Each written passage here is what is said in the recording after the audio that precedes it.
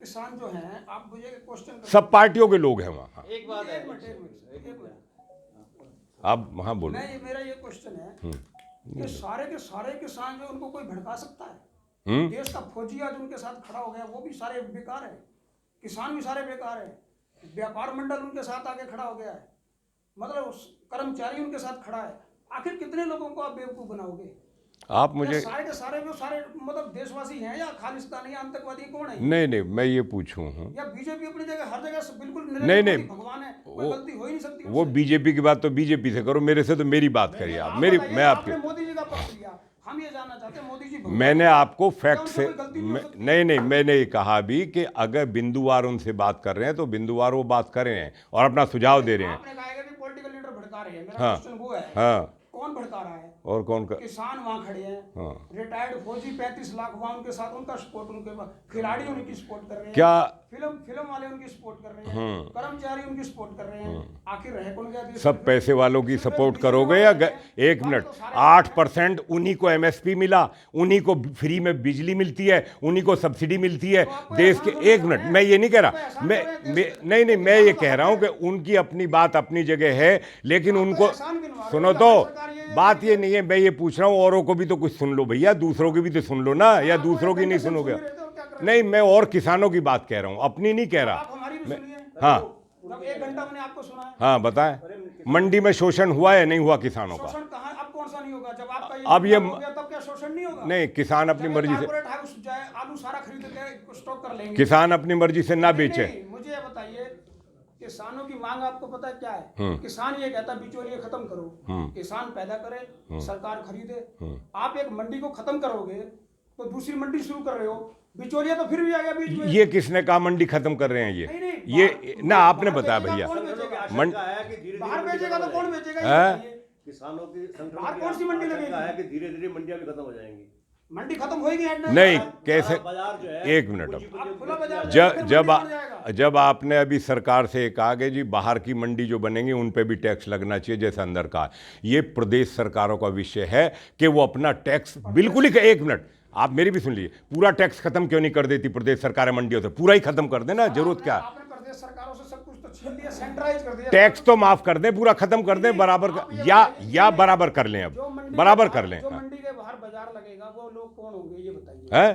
जो मंडी के बाहर बाजार लगेगा, हाँ, वो कौन लोग हैं? वो पलवल का कोई भी आदमी हो सकता है, गांव का कोई भी हो सकता है। कोई तो बिचौलिया फिर आ गया ना बीच में। नहीं, एक बात बता, क्यों नहीं खरीदती? एक मिनट, क्या सरकार सिर्फ अपने सरकार, एक मिनट, सरकार सुनो, सरकार खाद्य सुरक्षा कानून की पूर्ति के लिए खरीदती है।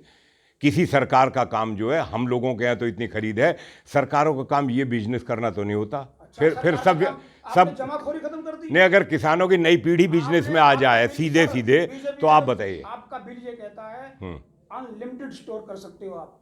अगर मैं अनलिमिटेड स्टोर करूंगा, मैं अंबानी हूं, मैं सारे देश का आलू खरीद लूंगा, तो बाद में फिर मैं बाजार में तो 100 रुपए किलो आलू बेचूंगा। मेरी भी सुन लेते, उस पर आपने मुझे रोक दिया।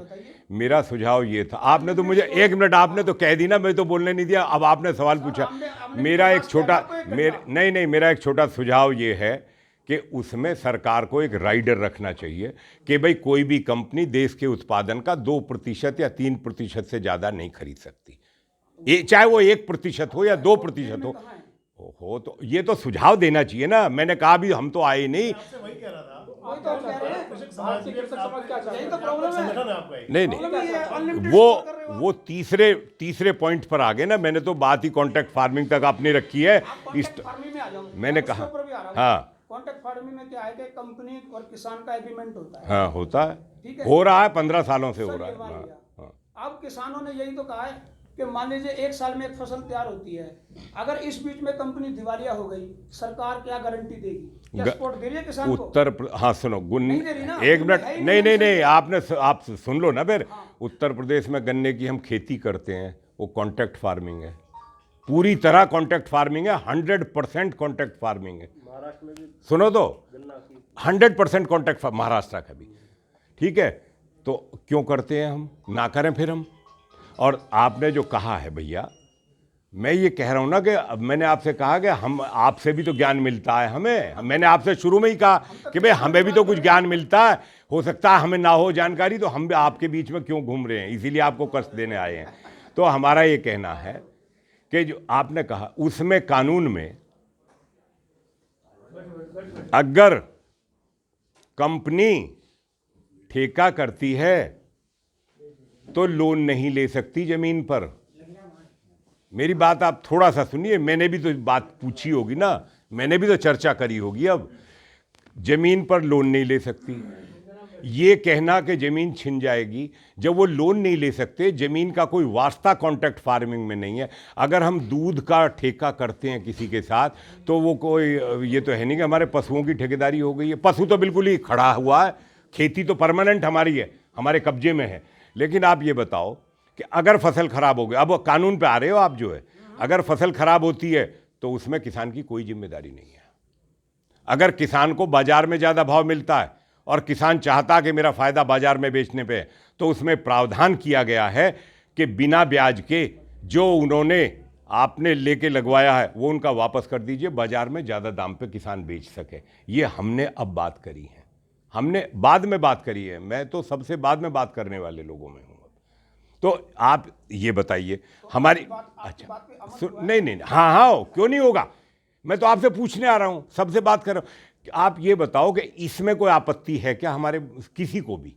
क्या अगर जब ब्याज भी नहीं देना किसान को और अगर फसल खराब हो गई तो वो किसान की कोई जिम्मेदारी नहीं है, बिल्कुल जिम्मेदारी है। जब ब्याज भी नहीं है, जमीन पे लोन भी नहीं ले सकती कंपनी और जमीन से कोई वास्ता नहीं है, और अगर मुर्गी पालन का कोई कॉन्ट्रैक्ट करते हैं हम और वो इंफ्रास्ट्रक्चर खड़ा करती है कंपनी, करेगी ना, और कल को हमारा एग्रीमेंट 5 साल का खत्म हो जाता 5 साल के बाद, तो उस इंफ्रास्ट्रक्चर को या तो कंपनी उखाड़ के ले जाए और या कंपनी को छोड़ के जाना पड़ेगा। किसान से पैसे का कोई वास्ता नहीं है। सर, अगर कंपनी दिवालिया हो गई तो क्या करे? तो फिर सरकार भी कुछ नहीं कर सकती। नहीं, अगर उसने मेरी बात सुनिए, इंफ्रास्ट्रक्चर खड़ा है, जैसे दिवालिया हो रही अब सुनो ना, जो इंफ्रास्ट्रक्चर खड़ा वो किसान की जमीन पे खड़ा, हमारी जमीन पे खड़ा है, हमारी जमीन पे इंफ्रास्ट्रक्चर हमारे पास है, तो दिवालिया कंपनी हुई होगी ना, किसान दिवालिया नहीं हुआ। किसान की जमीन से कोई वास्ता नहीं है, किसान की जमीन का लोन से वास्ता नहीं है, तो फिर दिवालिया तो वो बैंक जाने और कंपनी जाने, किसान क्या करेगा?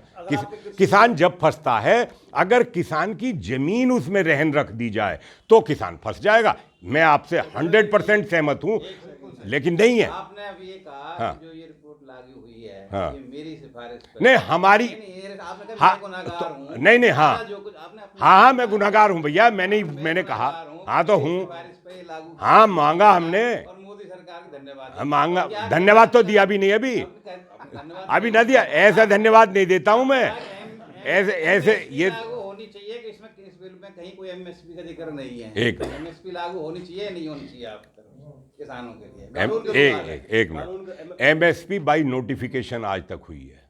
मेरी बात सुन लीजिए, एमएसपी भाई सुन, आप सुनिए ना, वो बिल जो था वो एमएसपी पे तो था नहीं, वो प्राइवेट बाजार पे था। ये एमएसपी सरकार का बाजार है। मेरा भी इसमें कोई सुझाव रहा होगा, अब मैं आ जाऊं उस पर क्या? किसान जो एमएसपी मांग रहे हैं गलत मांग रहे हैं या सही मांग रहे हैं? एमएसपी सरकार की व्यवस्थाएं हैं, सरकार की खरीद की व्यवस्थाएं हैं, सुन लीजिए। और एक मिनट एमएसपी जरूरी है या नहीं? है? Yes and no, बस। क्या एमएसपी किसान के लिए जरूरी है, करना चाहिए नहीं? आप पहेलियां क्यों घुमा सरकार रहे का? एक मिनट, मैं क्यों गुमराह करूं? मैं ये पूछ रहा हूं, सरकार ने एमएसपी खत्म कर दी हो तो मैं विरोधी हूं। अगर सरकार एमएसपी खत्म कर रही है तो हम विरोध करते हैं। नहीं, हम विरोध करते हैं। नहीं, क्यों जी? एमएसपी यस या नो, बस। एमएसपी एक मिनट, अच्छा सुनिए ना, एमएसपी जो है सरकार ही तो दे सकती है। हाँ, तो होनी चाहिए या नहीं? एज ए किसान आप बताइए ना। हाँ, क्यों नहीं होनी चाहिए? मैंने तो अभी आपसे कहा, ये आपसे किसने, लेकिन हम प्राइवेट, एक मिनट, मेरा बेमतलब क्या बात है? एमएसपी कंटिन्यू रहनी चाहिए, खरीद जारी रहनी चाहिए, और बाजार में सरकार है। एमएसपी नहीं लाई तो गलत किया गया। हाँ। नहीं, सरकार को लाना चाहिए, वो सरकार अब कह रही है। नहीं, सरकार सरकार ये कह रही है कि नोटिफिकेशन से होता है, सरकार लिख के देने को तैयार है। लिख के नहीं, कानून में जो कानून बनाए ना वो। कानून तो था नहीं। एक मिनट, अब से पहले कानून नहीं था ना। वो तो गलत कर गए पहले तो अब तो नहीं तो एक मिनट, तो अब जो है एक मिनट, एमएसपी पे तो क्या नहीं कर सकती भाई एमएसपी सरकार लिख के देने को तैयार है, नोटिफिकेशन क्या लॉ क्यों नहीं बना सकती है। लॉ क्यों नहीं बना सकती हाँ तो लॉ बना देना चाहिए। मैंने ये कब कहा लॉ ना बनाए लो। आप ये कैसे कह रहे हैं कि मैं मना कर रहा हूं? मैं तो एमएसपी की पहले टाइम से आपसे कह रहा हूं। किसानों की यही मांग लो, बस बात नहीं, एक बात बताऊं, एक बात और भी तो उठा ले जरा, वो मेरी बात भी तो सुन ले। कॉन्ट्रैक्ट फार्मिंग, किसी भी किसान को मेरा निवेदन है सबसे कि एमएसपी से ज्यादा पे करें, एमएसपी से कम पे कोई कॉन्ट्रैक्ट ना करें। 23 फसल है कुल, बाकी फसलों का क्या होगा? 19.5 लाख करोड़ के करीब का इस देश के कृषि का साल का उत्पादन है। 1/3 दूध के उत्पाद है, 1/3 सब्जी और फल है, और 1/3 में अनाज है, दलहन है और तिलहन है। हम पूरे की बात कर रहे हैं, सब्जी फल और दूध की भी कर रहे हैं कि भैया करो ही मत कॉन्ट्रैक्ट। कोई भी हो, कंपनी हो, व्यापारी हो, ट्रेडर हो, दुकानदार हो, उससे कहो कि हम तो इस एमएसपी से भी इतना ज्यादा पे करेंगे, तुम्हारी मर्जी हो करो, तुम्हारी मर्जी हो मत करो, हमें जरूरत नहीं है। ये तीनों कृषि कानून रहने चाहिए या नहीं रहने चाहिए? देखिए जो स्टॉक वाली बात है उसमें तो एक लिमिट जरूर लगाई जानी चाहिए, हमारा सुझाव है।